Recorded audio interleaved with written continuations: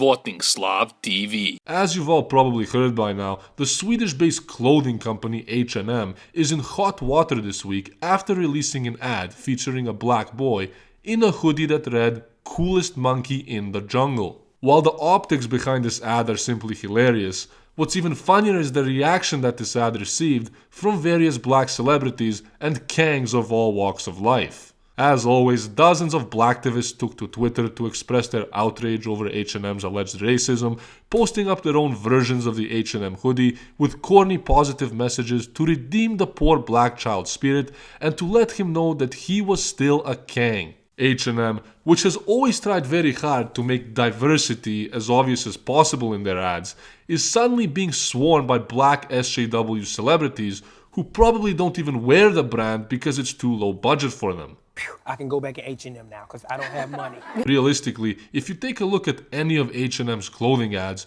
you're more than likely to see black people, Asian people, LGBTQRZ square root of 21 people, and everything in between. In fact, it's probably safe to assume that the majority of wealthy blacks who were triggered by this whole fiasco probably never gave a shit about H&M until now, and are only complaining because they want to appear to have the moral high ground, as SJWs always do. H&M has already issued a public apology, proving once again that a piece of clothing is still enough to trigger liberal idiots in 2018. Amongst the triggered celebrities who criticized H&M was rapper P. Diddy, who tweeted at racists to put some respect on it, because when you look at us, make sure you see royalty and supernatural God-sent glory, anything else is disrespectful. This was particularly amusing because a guy who raps about fucking bitches and shooting the N-word is suddenly preaching about respect and royalty to the racist white people at H&M.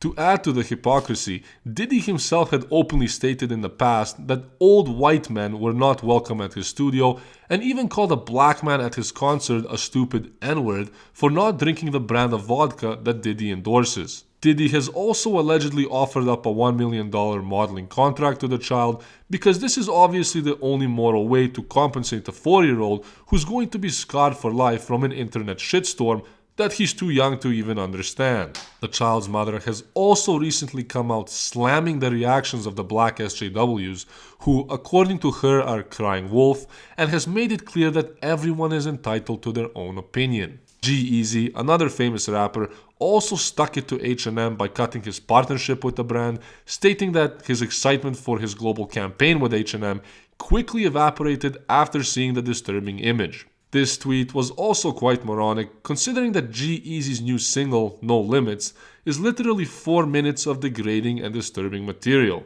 On top of that, G-Eazy seems to have forgotten that he's white, which would mean that this racist ad literally has nothing to do with his skin color. NBA player LeBron James, who thought that he had something original and inspiring to add to this whole fiasco, also ended up referring to the young kid as a king, because you just got to let people know that you was Kangz whenever you get the chance. Canadian rapper The Weeknd also dropped his partnership with H&M, claiming that the ad was shocking and embarrassing, which is funny for a guy who says equally embarrassing things in his songs, such as "I'm never rockin' white, I'm just like a racist." Ironically, these rappers didn't show any resentment a few months ago when their fellow rapper XXXTentacion lynched a young white child in his music video, but when a clothing brand releases a little t-shirt, it's suddenly the end of the world.